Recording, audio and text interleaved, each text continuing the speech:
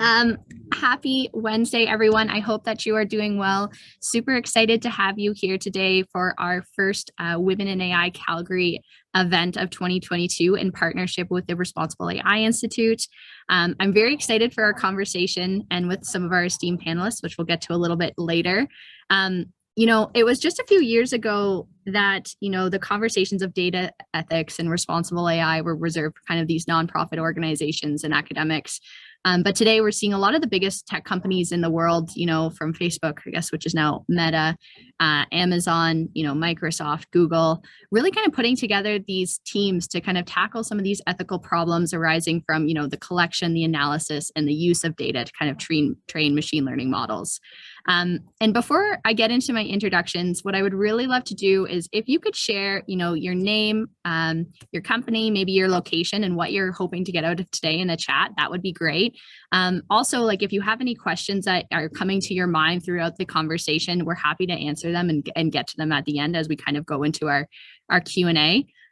But with that, maybe what I'll do is I'll pass it over to Brooke to do a little bit of an introduction, Graham, and then Alyssa, and then we'll go through a little bit of our flow for today. So with that, over to you, Brooke. Sure. Hi, everyone. My name is Brooke Wenig. I'm the director of the machine learning practice team at Databricks, where I've been working for about 5 years.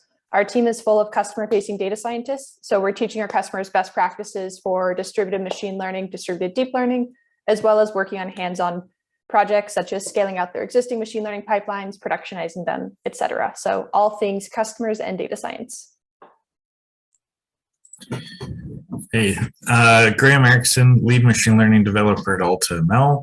So we work in a variety of industries and work with businesses together. So they provide the domain expertise and we provide the machine learning expertise to get models actually working in their operations. And I've been a big part of setting up our responsible AI practices within AltaML. So this involves awareness and conversations with the client, but is also a lot on what is our methodologies internally about making sure that the AI that we develop is done through a responsible lens and mitigates and removes those chances of sort of nefarious and unintended consequences. And we'll be learning more about what those consequences can be and why responsible AI matters today. Alyssa? Hi, everyone. Nice to meet you. Alyssa Lefebvre, Director of Partnerships and Market Development at the Responsible AI Institute. Responsible AI Institute, for those who don't know, is an independent nonprofit working towards the first certification of AI systems. And so where we sit is in between government, civil society, business, and academia, and really taking principles and moving it into practice and giving practical applications on how to actually deploy responsible AI methodologies for organizations. And so it's really trying to make it real and working on building and taking from the best practices from a number of great international organizations doing great work. So we'll dive into more of that today, but at the end of the day, we're really passionate about extending the positive impact of responsible AI and putting guardrails so that we can actually leverage the great opportunity with AI without having some of those unintended harms that Graham referenced. So looking forward to it today. Awesome. Thank you so much for the introductions. And as the audience will kind of see here, we have a very kind of different group of speakers coming from different experiences, educational backgrounds, and what they're actually doing in the space. And that was very intentional, just so we can get a couple different perspectives on like what we're seeing in practice, what we're seeing across organizations, and some ways that you can actually kind of start to get involved. And so the flow of today will really kind of be a mix of presentation, conversation, and questions. And so first, we're going to start off with a presentation from Alyssa with the Responsible AI Institute to talk a little bit more about responsible AI. And she's going to cover everything from, why we need it and what some of the frameworks are and what we're seeing today. And then we're going to get into more of a fulsome conversation, a fireside chat, if you will, a virtual fireside chat, just kind of surrounding some of the responsible AI things that we're seeing in practice. Everything from, some real life case examples. So Tay Tweets is an infamous one. to steps we're seeing inside our own organizations or other organizations, and actual advice on how to get involved and learn more about responsible AI. I think it's something that's really important. It's really prevalent. It's kind of usually that thing that people just kind of checkbox at the end. And we really want to inspire you and to think about how you would take that lens from the very beginning of the project. And so with that, I'm going to pass it over to Alyssa to kick it off. And if you have any questions, feel free to kind of put them in the chat. Happy to go through as well. So Alyssa, the virtual floor is yours. Great, super excited. I'm assuming everyone can see my screen. Danielle, just give me a thumbs up that you can see. Perfect. Yep. So I just wanted to start off, like, given the nature of this call and the people on this call, it's probably no surprise to everyone that there's been a lot said about the promise of data and artificial intelligence and the investment in it. Everybody knows it's pretty much going to change the way we live and do business. And there's a huge amount of opportunity for value creation across all industries. And so from healthcare, financial services, and beyond, the promise of what we can do to change the world and solve big problems with data and AI is real. And there's uses across a variety of industries. And so when we think about responsible AI, we're aware that there are certain industries that typically have a little bit more risk than others, but it does span all of them. And so I just want to give a couple examples of how we're seeing AI being implemented in some industries and the certain benefits and challenges. Inherently neutral. Graham always has this saying that I really love is humans can be good in AI and humans can be bad. So we're really looking at how we can put those guardrails in place. So for example, using AI for skin detection, there's a huge amount of benefit for increasing precision and accuracy, access to healthcare, and early detection of diseases. But there's challenges around algorithms that are not accurately trained on different skin colors. It might impact population segments. And so there's benefit and there's risk that we need to be aware of. Same with, machine learning enabled platforms that can give automated lending or credit scoring. Again, this has a huge amount of consumer opportunity. It could eliminate personal bias, but based on necessarily how it's trained, there has been evidence showing that there's bias against race, gender, and certain sexual orientations. And then there are ones that are maybe even more subtle and maybe more insidious as we think about the evolving workforce with job recommendation systems, for example. So we're actually working on a use case where we're trying to give recommendations to employ veterans, but sometimes based on own behavior or previous employment, there might be systemic biases, and the data used for those recommendations might not give a fulsome look at what this person might be capable of. And so when we talk about an AI system, there are a variety of key portions, and this is probably, very, very apparent to a lot of people. But when we talk about an AI system at Responsible AI Institute, we're talking about data and models in context. A holistic view of this is important because depending on bias and potential unfairness and a variety of other kind of risks around responsible AI can happen at the data level, the model level, or the context level. So it's important to look at all of this holistically and then consider not only where the system is being applied in the domain or industry, the type of task or system, and the geographic region. All of this needs to come into account when you're considering the types of potential harms that might come through AI. So this is, we'll share this deck after, and everyone feel free to take a screenshot. I won't read it all directly, but when we think about risks or harms that might come from deploying AI, there are kind of three camps that these fall into. One is the unintended, ones that you might have no awareness of an AI behaving in a way that wasn't intended. You didn't think it was going to do that. It wasn't on your radar as a potential risk. So for example, applications prompting doctors to send patients home when they should not have. That was not a risk that they were aware of that they could have potentially mitigated. Then there are intentional or known risks. And this is something that a lot of developers are aware of when they're developing systems, is there are harms arising from known trade-offs. Like there are going to be decisions you make when you're developing algorithms or you're developing an AI system that you can actually protect against. So for example, in a financial example is performance of a trading system is favored over understanding how it operates or explainability. So understanding what that trade-off would be and making decisions based on principles and best practices is really key. And finally, systemic harm. So unintended consequences from the deployment of technology that shape the broader society or environment. Again, the financial example of lack of credit history for minority or low-income groups is a really good example of the types of systemic harms that can come from AI. So I think everyone agrees it will have a positive impact, but there's a lot of fear. And I think this is very valid. This fear is valid that it's going to hurt to replace people. It excludes or ignores certain people. And frankly, a lot of people don't know when or how AI is being used.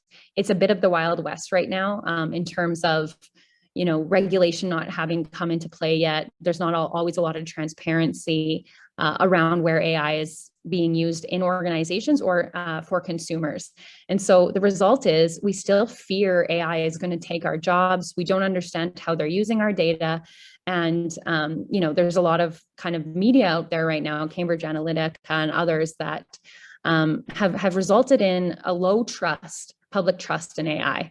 And so what this means is that it's slower to be adopted in organizations, and people that are investing in AI aren't seeing the value that they're expecting. And the speed to actually solve these big problems with AI isn't being accelerated.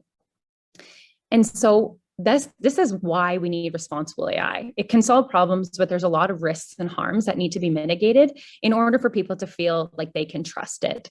And so when we're at the Responsible AI Institute, we have adopted the definition of responsible AI from the World Economic Forum.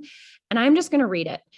Responsible AI is the practice of designing, building, and deploying AI in a manner that empowers people and businesses and fairly impacts customers and societies, allowing companies to engender trust and scale AI with confidence. That speaks to the entire life cycle of responsible AI and all the different stakeholders and kind of data subjects that are going to be affected. And so we need responsible AI to increase public trust, take advantage of benefits and limit risks, diminish harms, and reduce the negative impact of incidents caused by AI. So what's the response from the ecosystem? It's a very, very active place right now. There's so much coming out across the globe from academia, think tanks, companies, governments. You're going to see a lot of things, and they have come in the form of reports, research principles, documents, and tools. And the advice is excellent. It's from a variety of different perspectives. But what is challenging in navigating what to do is, how do I actually implement this? How do I make this real for my organization? It's great to say, do no harm or don't have biased data. That's really challenging in practice across a large enterprise, for example, to actually make sure you have the right systems and processes in place to mitigate against it. And so what we're seeing is a lot of activity in the regulatory environment. Nothing has come down the pipe yet, but of course, leading is the European Union. So the draft AI policy is likely going to become the first regulatory framework for how to actually implement and regulate and be compliant to responsible AI. Canada is, we should be very proud in Canada here, has actually been a leader as it relates to an algorithm impact assessment and qualifying AI vendors based on responsibility for use in the government. So there's been a lot of leadership there as well. And finally, we're seeing in the U.S. even more activity around from the Senate around algorithmic Accountability Act. That's a tough one to say. And so we're seeing them really reaching out to industry and the community and academia to inform this act and look at what the legislation should look like in the US for regulating AI. So what it comes down to is regulation is coming.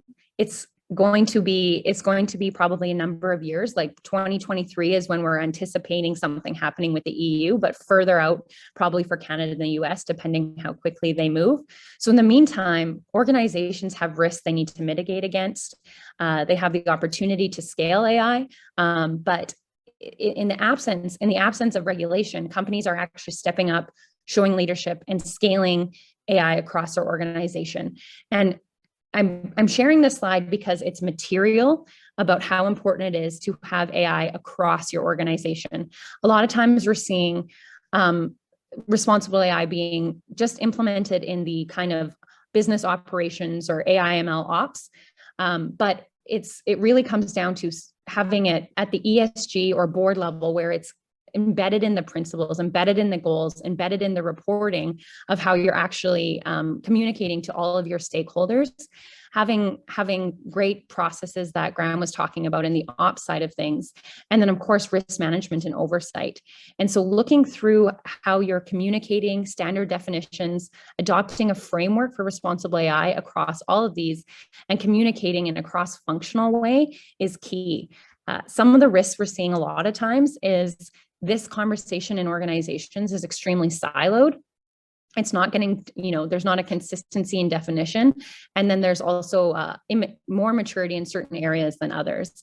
And so one big takeaway or a big piece of advice I hope that comes out of this is, if you're looking at internally at your own organization, is how are we going all the way from the C-suite down, potentially from our vision or our purpose, to these different business areas, and making sure there's a cohesive, coherent definition of responsible AI, governance, and policies that allow you to actually implement responsible AI across your organization. And so what the Responsible AI Institute has done is we're working towards the first independent certification of responsible AI systems that's going to be accredited by accreditation bodies, for example, the Standards Council of Canada. But the principles internationally that have been developed are well developed. They don't, the wheel does not need to be recreated in this sense. And so we took the globally agreed upon principles and standards as the foundation from, the EU, IEEE, ISO, and OECD. And we looked at what the dimensions of implementation for responsible AI should be. And we're really focusing on an assessment of AI systems that allow you to show your maturity or a residual risk score along these 6 dimensions for responsible AI systems. And so a lot of times we're seeing bias and fairness. That's pretty standard. Explainability and interpretability. Again, those are the 2 that come up the most. But holistically, if we're thinking about what it needs to look like across the organization, we really need to think about that accountability structure. That's where tying it into the corporate level and the ESG side of things potentially is key. Consumer protection or member protection, for example, in American healthcare companies, robustness, security, and safety, and then system operations. And so when we think about responsible AI, I hope another big takeaway from this is it's not just bias and fairness. It's not just explainability and interpretability. Those are key. They're extremely important. But in order to actually have this mitigate risk and be comprehensive, you really need to look across your entire organization and all of these dimensions. And so once we've basically took these standards and principles, developed the implementation framework, we validated this with key use cases in healthcare, human resources, financial services, and procurement, and brought in industry experts, policymakers, and academics to really inform and test this. And so what it came down to is, now all of a sudden we have not only a framework, a standard definition, but we have an assessment that will give you not only an understanding of where you are from a maturity sense along these 6 dimensions, but the type of evidence and auditing that might be required to prove that this is going to be responsible and safe. And it is the foundation, this assessment and this framework is the foundation of future certification. So to show compliance with potential regulation. It's really exciting because this makes it real. Being able to ask these questions, show evidence, and then be able to communicate it across your organization, that's responsible AI in reality, in practice, and not just in the ether where you say do no harm or don't have biased data. I'm really trying to make it very practical, very usable, and very understandable for everybody. And so with that, that's our mission. That's what we're passionate about. And we're always looking for feedback on, from industry, from academia and others to tell us what's missing here, what types of questions are important. And that's why also the definition of AI system that I started with, data, models, and context, is key, because all of this framework and the assessment has to be calibrated to the system and the specific use case. And so really excited to dive into the conversation. That was just kind of a brief overview. And I will stop sharing now, and looking forward to the rest. Yeah, and before we let you off the hook there's a really great question from Heidi. And she just said, hi, Alyssa, how would you talk about the value of expanding operational management to the IT and development frame? And Heidi, I don't know if you had anything more to that, or if you want to come off mute to explain. Yeah, Heidi, if you could, that would be great. If you could just give me a bit more context. Sure, thanks. No, superb presentation. Thank you, Alyssa. But on the slide when you were talking about the operational management, I was wondering from which angle, was more from the business angle, or explaining more about the IT and enterprise architecture and the development environment for the software engineers? I don't think it's either or. I think it's all of the above. So what I'm seeing a lot is that the enterprise architecture, or the kind of the software or the development environment, is getting all of the focus. But that maturity and that communication around the systems and processes aren't being shared with business units, with leadership. It's just sort of staying siloed in the kind of the ops side. And so that's not bad. It's just not comprehensive, and it's just not enough. So how do we get an enterprise AI policy? How do we get a governance structure in place that allows the great work being done in that area to either be augmented or continue to grow, but also to scale across the organization, so that if you talk to anyone in any department and they say, what are we doing around responsible AI? It's not purely a technical answer, and everyone has some visibility on how that's being handled inside their either their business unit or their organization as a whole. So I don't know if that answers your question, but I think it's an and, not an or. Superb. Yeah, thanks, Alyssa. Yeah, I think you bring up a really good point there. It's almost sometimes the same thing we see with artificial intelligence or kind of data science. It's like people think that you can just sprinkle it across, or like you can do a little bit in one area, but then it becomes really siloed. And it really is about, having the team, and it's about having the buy-in across the organization in order to actually get anything done. And we're seeing a lot of changes in that sense. But, thank you so much, Alyssa, for that presentation. I think it was a really good overview just in terms of, what's going on right now, the approach to actually kind of creating a framework, and just the fact that it's going to continue to evolve as we go through, because there's going to be a lot of things that are changing in terms of policy, I'm sure in terms of data. And so I think that was really helpful just in terms of going through. But with that, what I would like to do is to start this fireside chat. This is fire with my hands. So we can talk a little bit more about, some of the things that we're seeing right now in organizations. And so what I would like to do is, start by exploring, responsible AI.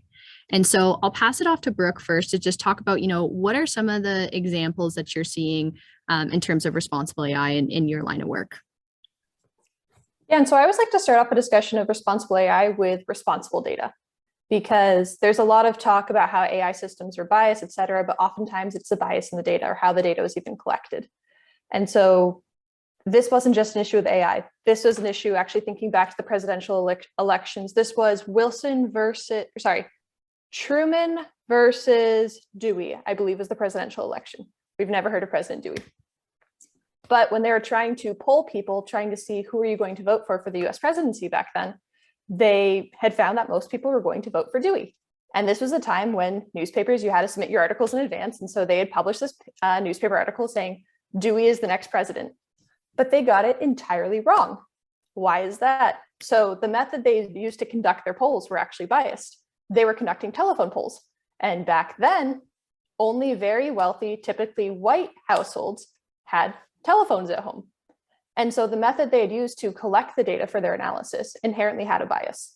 And so, of course, it's President Truman. There's a photo of him holding up the newspaper of like, Dewey defeats Truman, and Truman smiling. But all of that to say is that AI systems start with data. There's no such thing as having an algorithm without having data that it learns from. And so what I'm seeing more and more come up is people wait until they've built the model to then go back and run the analysis of what was wrong with the underlying data, why isn't my model performing as well, versus doing that analysis upfront. And oftentimes we're told, hey, it's for regulatory reasons, we can't give you information such as race or demographics, but oftentimes there's proxy variables or very correlated variables. So for example, they're okay giving us a zip code, but that can often be very correlated with race. Or that could be very correlated with socioeconomic status. Certain zip codes like Beverly Hills is going to have very wealthy individuals encapsulating that, and predominantly more white individuals as well. And so responsible AI all starts with data. And so one of the projects that one of my teammates and I did last year, 2 years ago, in the height of the BLM movements in the States, is we analyzed the police fatalities. We wanted to take a look at the underlying data. And actually a few things that had really stood out to us.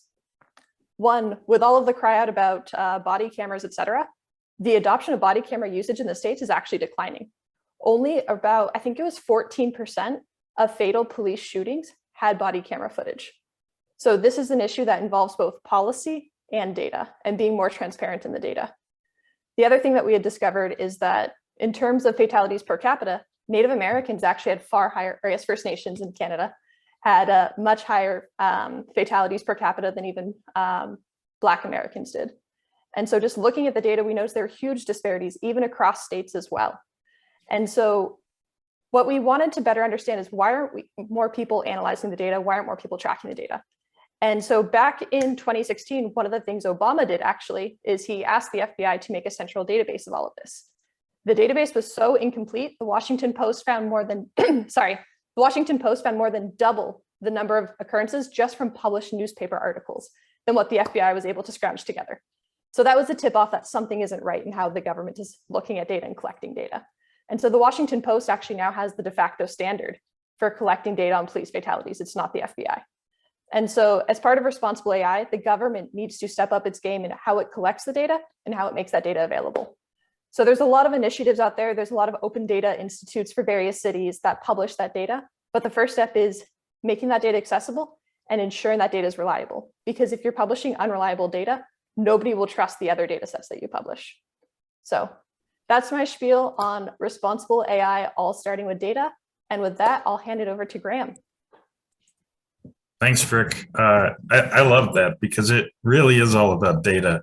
And even when we move the conversation into models and how AI behaves in these systems, data really is the kind of the crux of the situation. It's the thing to look at, and the models, what they provide is their own interpretations and their own exaggerations.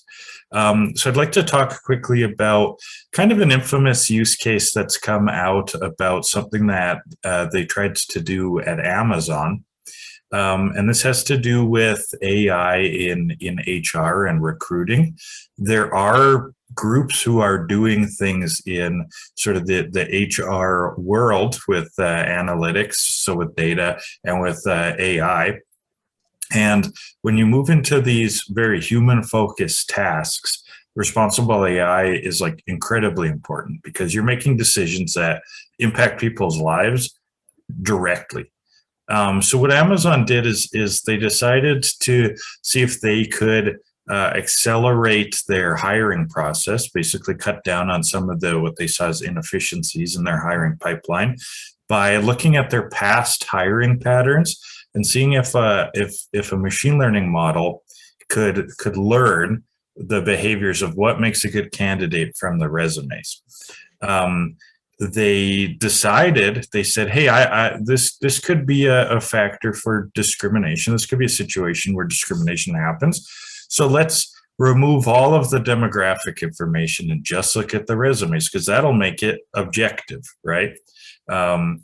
That's a really common pitfall when trying to do the right thing here, because avoiding those sort of discriminations and not acknowledging that they happen and that they could exist in your data sets is step one for failure. So what they did is they took their past hirings, so resumes, and then whether they were successful hires or not, and put that in a model. Where the bias comes from is in that inherent data collection. Because if you think about it, like it's well known that there are gender biases in the tech industry. I don't think that's a surprise. That's, especially with these large companies, that's always been a problem, and it's a very complicated problem. But there are gender biases in their hiring. So when they look at this historical data set, it does have a gender bias. Now, they would say, okay, we remove demographic data and train an algorithm. That should be objective, right? But if the data you're training on it has biases, those biases will come forward. AI is profoundly stupid. I believe Alyssa's heard me say that phrase like 10,000 times now.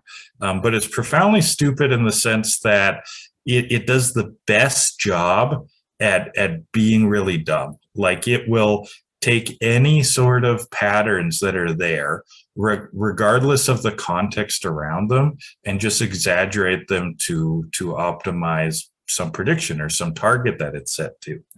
So what ended up happening with this Amazon example is although they intended for it to be an unbiased factor, it was actually extremely biased against women and gender minorities. And it was biased because it learned to pick up on proxy variables and sort of hidden signals in the resumes that were correlated with gender. So instead of discriminating against the demographic variable of gender, it would discriminate against certain colleges that were women's colleges in the United States, or it would discriminate against certain recreational activities. Like, it looked to pick up gendered words in extracurricular activities. Sorry, not recreational, extracurricular. So certain clubs that had correlations with gender and stuff like that. So it actually learned hidden variables that denoted gender and discriminated against them. So this sort of pattern of the proxy variables and looking at the data, that's kind of key to what tackling responsible AI in terms of bias and fairness is all about in machine learning. Is not saying, hey, let's not use the demographic data. It's actually the other way around. It's saying there could be biases in this data set. We need to analyze this data set to expose the biases. And then when we're doing the machine learning, do the machine learning in a way where it is trying to explicitly overcome those biases, as not to exaggerate those trends and to not to inject additional discrimination when it's making its predictions. So that was an external example. We find that a lot of the examples since implementing our AI processes are actually a lot more benign than that. That's like an extreme example. A lot of clients, won't want to go down that road explicitly. There are ways and there are techniques that are coming out of the ecosystem around training your machine learning models that they explicitly try to avoid those sources of bias. But there's some risk there, and it's not always going to work. And you need to have that monitoring so that so that you're looking at the outcome of your experiments and saying, is this a biased model or not? Is the data biased? Is there uncertainty in the data? Do we even know if it's biased? And that's kind of one of the themes that came out of the work Brooke was just presenting. So we actually see a lot of not nearly as sort of high stakes things, but we're finding that this responsible AI lens and analyzing bias and fairness in the data set is just improving sort of machine learning methodologies overall. So we had a healthcare example that we worked on where the two data sets we were given were actually taken from different age pools. So the data set was inherently biased with respect to age. So modeling that we would do would be biased with respect to age. And in healthcare, it's not so much are you discriminating to age. With healthcare predictions, it's does your product work for all age groups? Can it model across age groups, and can the model predict to different age groups? That goes for race and gender too. There's a lot of concern about when healthcare and even with rollout with the vaccines recently, there was a lot of concern. Hey, did they include people of color in the trials? Is this going to work for me, or was this created with only one group of people in mind? So we're looking at techniques, and we've tried techniques in healthcare to remove or sort of train to remove the effective correlation of certain variables. So in our example, it was age, to improve generalization of the predictions across age groups. And we showed how that effect was happening across the different age group data sets that we had access to. So yeah, that I'm rambling now. So let's maybe move on to the next one. Actually, Nora had a really interesting question posted in chat about how do you ensure that the people that are reviewing it aren't biased themselves? Everybody has their own bias, whether or not they're aware of it. The best way to reduce and mitigate that is to have an ensemble of people that represent different backgrounds, different ideas, reviewing that data. And so like one of the classic examples is like the ImageNet data set. That is the capstone data set for all image classification techniques. A lot of models are built off of that using transfer learning, et cetera. But that was predominantly developed by people in the Western world. 97% of the images are taken from the Western world. And so when you try to apply transfer learning to images from the Eastern hemisphere, for example, like a bride, it's going to think brides are all wearing white dresses, which isn't always the case. Other countries wear red dresses for weddings and are therefore unable to recognize brides. So yeah, definitely recommend having an ensemble. Ensemble learning is very popular throughout machine learning. It's not just ensembles of models, it's also ensembles of people reviewing that data. Graham, I'm not sure if you want to add anything else to that too. Yeah, 100% agree. We often will bring up this topic along with diversity and inclusion discussions, because at every stage of these sort of risk mitigation discussions, even when saying what variables should we be looking at, it's important to have a diverse group of people who are discussing risks and identifying what those variables could be. Because if it's all through the lens of a single person or a single type of person, you're not going to get good coverage of what the kinds of biases there could be. And I love how you started that, Brooke. Like, all people are biased, so don't pretend that you're not biased. Instead, look for others. Instead, build a community so you can have those discussions together and collaborate to make something useful. And this just speaks to, you know, the need for literacy and for kind of that type of education and capacity across the enterprise or across an organization around responsible AI. That goes from everyone that is building, deploying, but also using using AI systems or using AI algorithms or predictions in their work. And so I think there's a huge amount of education that needs to happen within organizations so people can meaningfully contribute to the conversation. I think that, yeah, I'll just add that piece too, that should be foundational. Yeah. And Chelsea also had a good question going back, sorry, one more, about labeling. People are biased with labels as well. It really helps having standards in place. Like, I know your question is about whether or not employee is good. Like a classic example is like if you have images of like a surface and you want to know whether or not there's a defect on it, how do you define what a defect is? Is it like a tiny smidge? That could be a defect. Does it have to be a certain length? And so when you have inconsistency of labels, then you're going to have inconsistency of, or it's not going to generate the same model predictions that you'd be expecting. Because if the humans can't agree, therefore it's sending mixed signals to the model, and the model is not going to be consistent either. It's going to try to average out across all of those. So definitely having standards in place when you're reviewing the data as well as applying labels can also help reduce bias as well. Oh yeah, it's funny, like who's going to talk next? One of the things that I was just going to say, like, as we're like talking around data and like as we're talking around differences, like one of the funniest examples, and like it's really low risk, but like for instance, one of the companies we were working with, like they had created a chat bot and they were about to release it in Canada, and they released it in Canada and actually broke.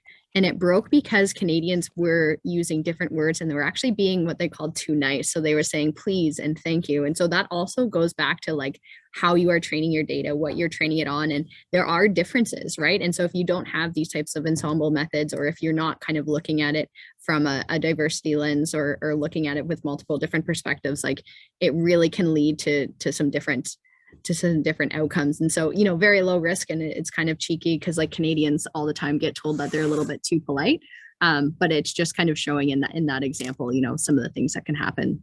I'm loving this discussion. I think it's really great, and like everyone, like, you can tell like each one of you works with AI in a very different way, from like kind of like an educational, like nonprofit perspective, to more of like a platform, and then to more of like kind of like an AI venture studio where we're actually like working hands-on with clients.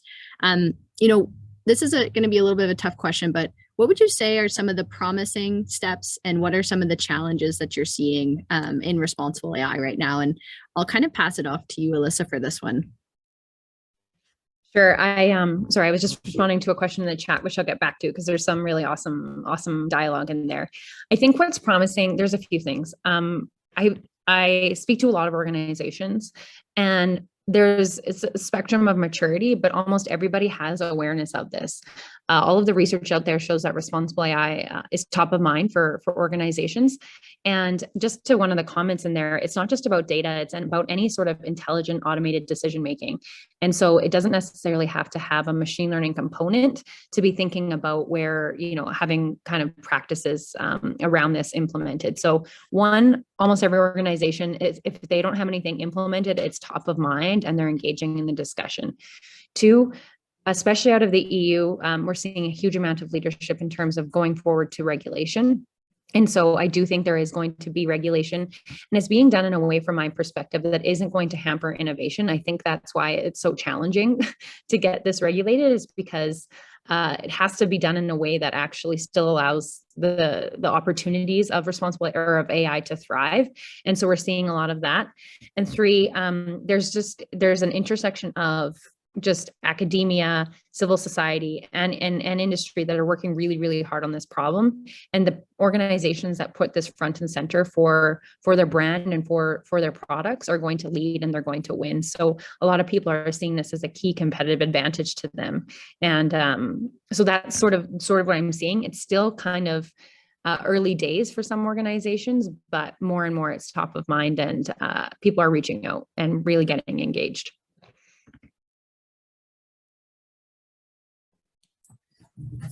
So one thing that we're working with our clients on and really trying to educate around is comes back to data. Of course, can't avoid the data conversations, and it's about data access.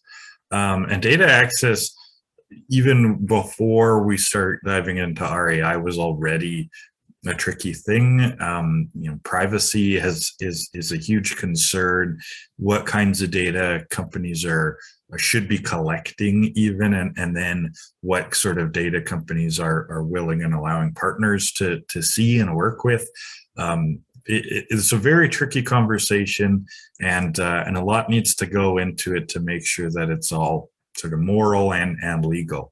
And with RAI, in order to do a diligent job on analyzing bias and fairness, and in order to deal with the sort of situations that we were talking about previously, you need access to those demographic variables, because that's really the only good way to uncover the impact of proxy variables and to uncover if there's biases in your data set that then a model is exaggerating.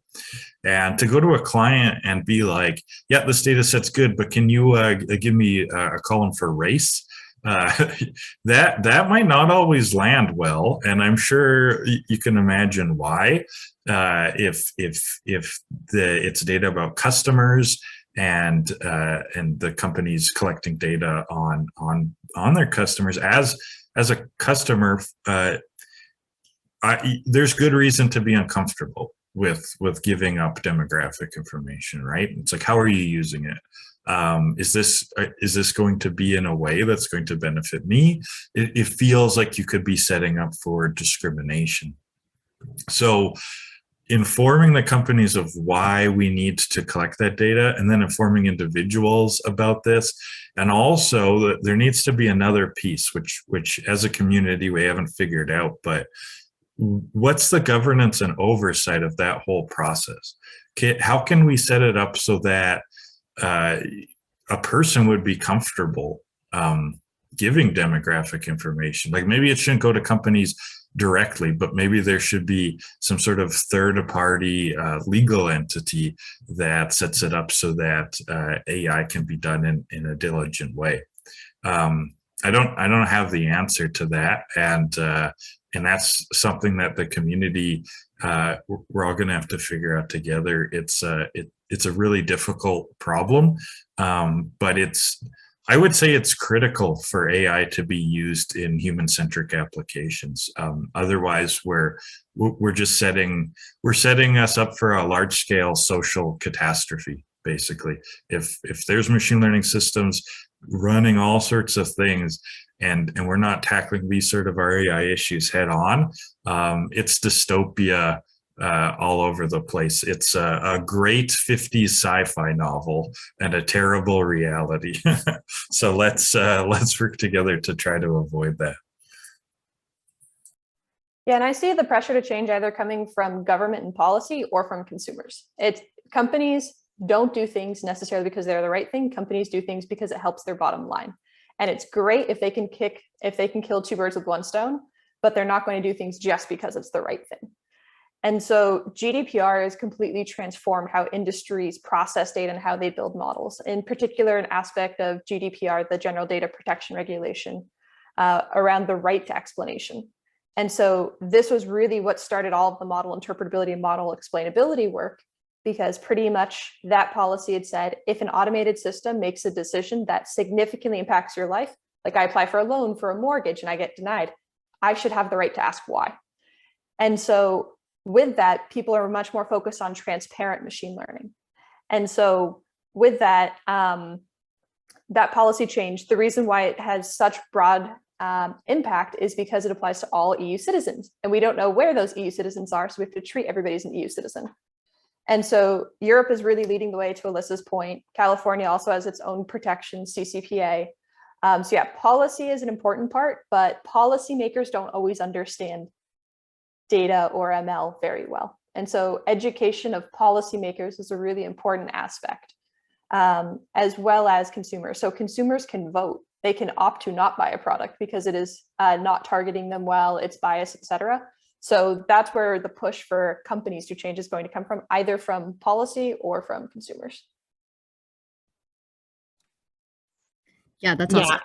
Oh, go ahead. I don't have too much to add to that, but I think just to one of the questions in the chat right now, in the absence of regulation, people are really worried about risk to their brand or their reputation. And so I think that is a driver right now for sure, and not being on the front page of the newspaper. I think Cambridge Analytica is a good example of, some of the things that people are quite afraid of happening. So I think voting with your dollars and being very worried about brand is going to be a big part of the driving nature of this.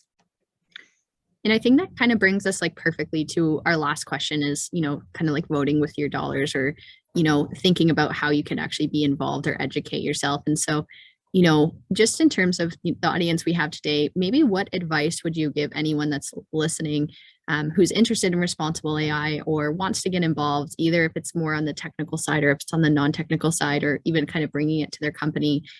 Would just be curious, on your thoughts on that. If it's, like a single step, like this is what you need to do, or maybe even your journey on how you were interested as well. And then we can kind of get into that final Q&A.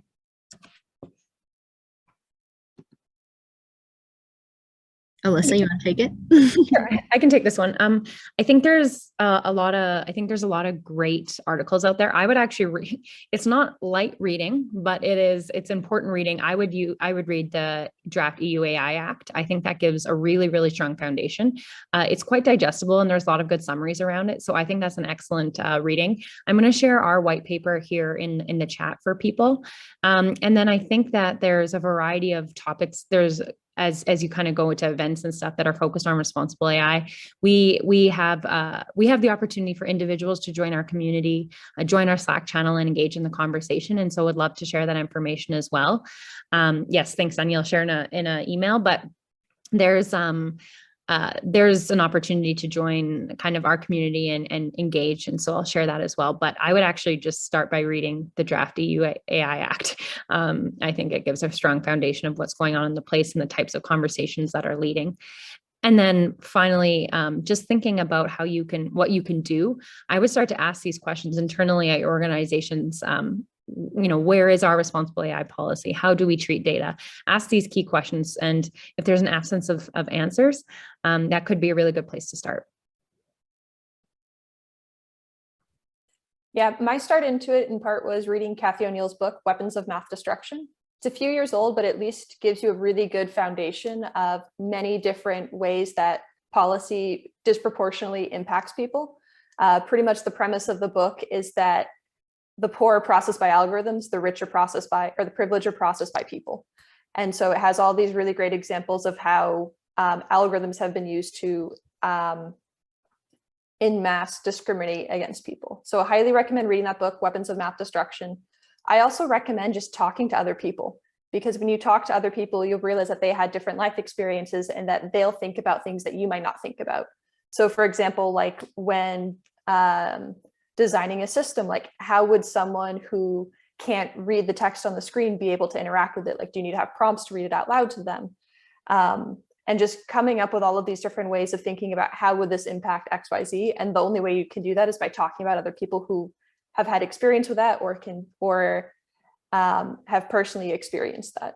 So that would be my recommendation, is just network, go to events, go to conferences, and just learn about how it impacts it. A pretty common one is just with like word embeddings. We think, oh, it's so great, we can do all this Google Translate and all of that, but there's a lot of bias in that. So like think about how can you break these systems? And so the canonical example there is if you try to translate they are a doctor into a language such as Spanish, which has pronouns, it would be translated to he is a doctor. But if it is they are a nurse, it would be translated to she is a nurse. And so thinking about what are some of these biases that could have gone into the data themselves, and who are the people that are in the room making those decisions. So it's easy when it's your company, you can look around the room and you can see, I'm the only woman in this room, or I'm the only XYZ in this room, or we don't have any XYZ in this room. And so just think about who are the people that are designing these systems and what are the things that they overlooked. Oftentimes it's not intentional, they just weren't aware of it. And so just having that mindset of you're not trying to blame people, you're trying to help people by pointing out these things and how you can improve. Graham, I see that you're sharing a lot in the chat there. Any thoughts? Yeah, I'm dropping a bunch of links because it was easier for me to write about this than to talk about it. But I'll just quickly highlight. So the first thing I linked is a survey paper which our company used, and Frincy from Women in AI will remember. That was a good resource for us to read as a group and get involved in this field. It's a little bit dated, but touches on a whole lot of the technical aspects. And then the toolkit Microsoft FairLearn is what we're using internally. So in the healthcare example that I described with the age decorrelation, that was using Microsoft FairLearn technologies. I believe, so Microsoft is one of our partners, and they're a Databricks partner too. Ethical ML is another group who's been putting a lot of resources online, and on their GitHub, it has a lot of links. And then this is a book that Alyssa recommended, and I don't think anyone mentioned it yet. Maybe I'm double talking over someone. It's called Invisible Women, and it's less about AI and more about data biases, but it's data biases through this historical lens, breaking down all kinds of things, like even I think the book starts with city planning, how cities are planned has gender bias to it. It's one of those reads that after you read it, it's hard to get out of your brain. You'll be seeing these patterns everywhere. It's a hard lens to turn off, and really well written book. So I'd recommend that too. Awesome. Yeah, I love this, and I love everything in the chat too. We'll also take all of these out and send them in a follow-up email as well. So don't feel like you have to like kind of scramble to maybe put everything in Slack like I'm kind of doing right now. We'll consolidate everything for you and we'll share it in an email. And I know that we have a couple minutes left. And so are there any kind of final questions from the audience, like, or any kind of like key things that you've taken away, or maybe that have inspired you, like feel free to kind of put in the chat, or if you want to come off mute, feel free to share. I know that we talked a lot today, and I think there was a lot of really great topics covered, and like I also think just in terms of the examples, they're really prevalent and they're everywhere. And so I think it's a great time to kind of bring this to the forefront and to kind of continue to elevate the conversation. And even by coming here today, like I think this is a good first step. Like if you're interested in responsible AI, it's a great way to kind of get your feet wet. Yes, Daniel, we'll definitely share the recording. If we don't have anything else, I want to thank everyone for their time today, and thank you so much to our panelists. I know it's very busy. I know it's like the back-to-back Zoom world. We're actually getting more in person, which is great. I'm in the office today, but we're hoping that the audience could take some things away, just with a better understanding of responsible AI and things that you can actually do to get involved. As I mentioned, we're going to be sending a follow-up email with a lot of these different resources linked as well. And like Alyssa mentioned, Nick, if you have any questions, feel free to reach out to her. And then just with that too, Women in AI is also putting on kind of our Women in AI North America Award. So if you have any women in your network that you think might be a good candidate for an award, I'll share that. But definitely appreciate your time, appreciate your energy. Hope everyone has a great Wednesday. Thank you so much, Brooke, Alyssa, and Graham. And have a great rest of the day, everyone. Thank you so much. Thank you, everyone.